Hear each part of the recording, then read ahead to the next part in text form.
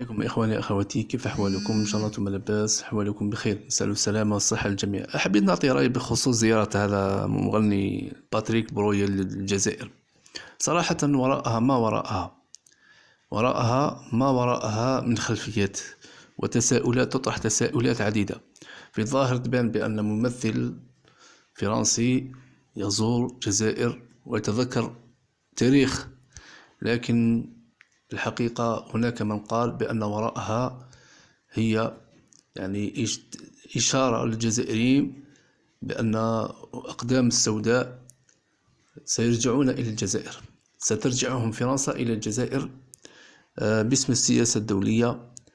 وكذلك كما أن هذا باتريك برويل مثل أنريكو ماسياس يعني يسمون أرواحهم يعني جزائريين، لكن في الحقيقة هم فرنسيين وليسوا بجزائريين للأسف. ولكن يا للأسف أن الشيء اللي حيرني هي تعليقات بعض الجزائريين. هذا وش قالوا مرحبا به وبوالدته، الجزائر أرض أحرار وأرض الرحمة والكرامة ولا إكراه في الدين بين الشعوب. يعني شوف التعليقات تاعهم كيف داير، يعني شوف التعليقات تاعهم منبطحة. صراحة هؤلاء المنبطحين راح يدمرون البلاد، يعني ما فهمناش عقول تاعهم. هذه قالت لماذا منع ماسياس وأنريكو من زيارة قسنطينة رغم أنه متقدم في السن؟ أصبح كل شيء ظاهر. على كل حال باين الأقدام السوداء، هذه إشارة لسياسة فرنسية لإرجاع أقدام السوداء، يجب الحذر منها. وهذه مرحبا به في بلاده، والعقوبة إن شاء الله لأنريكو ماسياس وباش يزور مدينة قسنطينة. يا ودي هي مش قضية زيارة، قضية إرجاع هؤلاء إلى الجزائر. يعني ماكرون ما بغاش يعتذر للجزائر، يعني رغم الجرائم فرنسا التي دارتها في الجزائر ما بغاش تعتذر. زيادة على ذلك حاولوا يرجعون أقدام السوداء ويرجعون الحرك ويرجعون اللي كانوا هؤلاء. يعني تخيلوا انتم 10 ملايين يرجعوها لنا هنا في الجزائر، كيف تكون الجزائر؟ السؤال الذي يطرح كذلك، نعطيكم فيديو آخر نتكلموا فيه إخواني. Le bonjour, je vous remercie infiniment. Alors, je n'oublie pas de partager avec vous mon second café. Bon, هذا وين دخلت؟ Voilà, نقول لكم صحة القهوة النون. Voilà, c'est le deuxième café. كنتوا تشوفوا معايا دركا l'artiste, le chanteur Patrick Bruel, vous l'avez reconnu.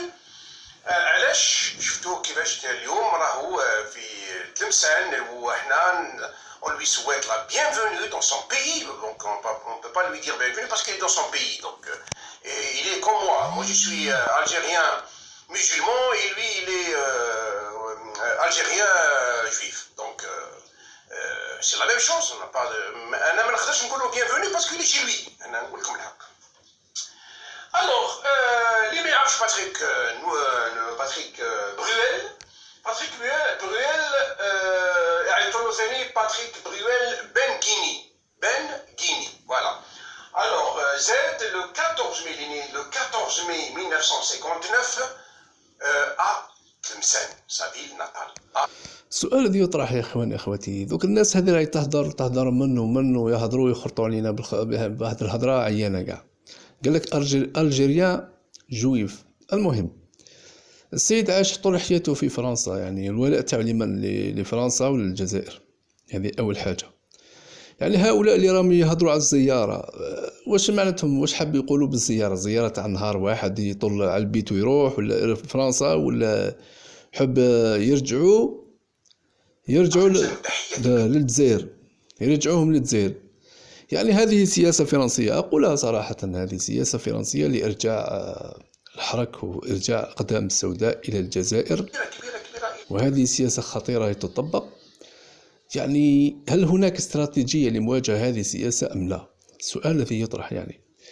والشيء العجيب واللي محيرني بعض الانبطاحيين منبطحين اللي يسموا رواحهم زعما اللي يرحبوا بهم، يعني اللي راهم يرحبوا بهم، يعني بكل سهولة نساو التاريخ، نساو واش دارت فرنسا في بلادنا، نساو واش داروا أقدام سوداء في بلادنا، والاستعباد للشعب الجزائري.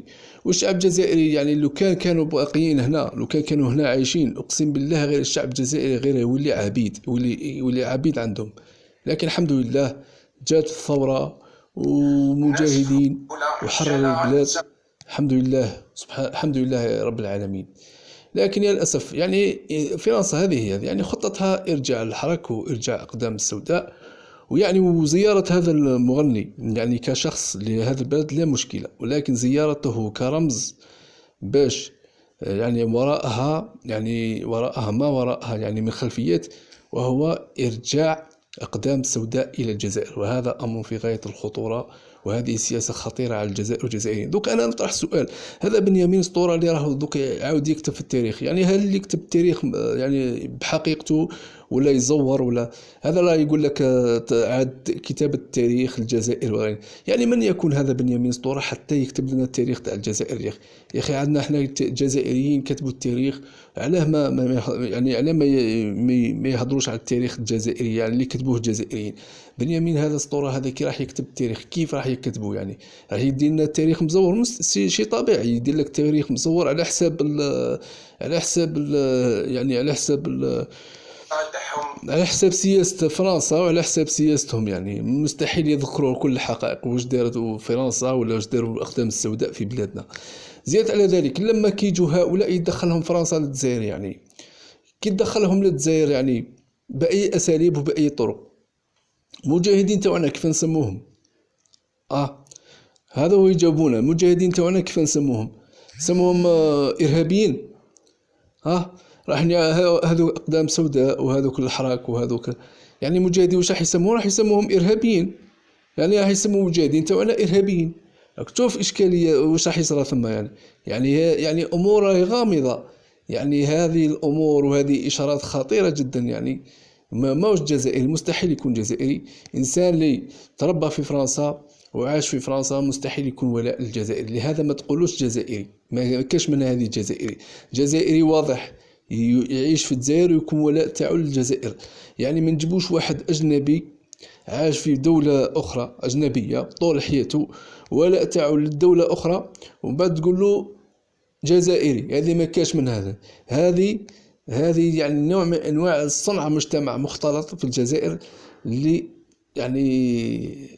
لصنع يعني أعراق في مجتمعنا ليس لها ولاء للوطن الجزائر. هذه الحقيقة. لهذا أنا أقولها صراحة: زيارة مغني فرنسي للجزائر كشخص لا مشكلة، أما زيارته كرمز أو كرسالة للجزائريين فهذا أمر في غاية الخطورة. يجب الجزائريين أن ينتبهوا. هذا أمر ما يأشرش إلى خير.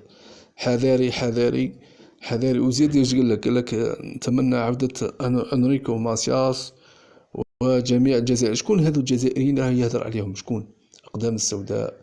شكون أقدام السوداء؟ إريك زمور مثلا اللي راه يطرد الجزائريين من فرنسا. شكون هذو الجزائريين؟ الحرك. شكون هذو الجزائريين هذو؟ يعني صراحة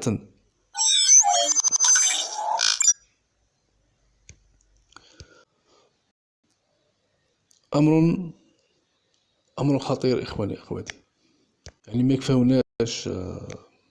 ما كفاوناش الأفارقة اللي راهم جايين من الجنوب يحاولوا يغزوا الجزائر. وصراحة هذه مرة إذا جاءوا هؤلاء الأقدام السوداء ودخلتهم فرنسا وعاشوا هنا بيننا كجزائريين، يعني التاريخ سيغير. مجاهدين سيعتبروهم إرهابيين، والثورة الجزائرية ستنسى، سيمحو التاريخ للشعب الجزائري. وهذه المرة سيدخلون الأفارقة عنوة ويعيشوا بيناتنا وسيأخذوا أراضينا وستنتهي دولة كان اسمها الجزائر وسينتهي أمر الجزائريين. يعني هذه أقولها لكم أمر في غاية الخطورة. يجب على الجزائريين أن يكونوا واعيين الوعي يا جزائريين. الوعي أمر في غاية الخطورة يهدد بلادكم. يجب على الجزائريين يكونوا واعيين ونواجهوا هذه المشاريع الخطيرة التي تهددنا كجزائريين. هذا ما عندي إخواني، والسلام عليكم.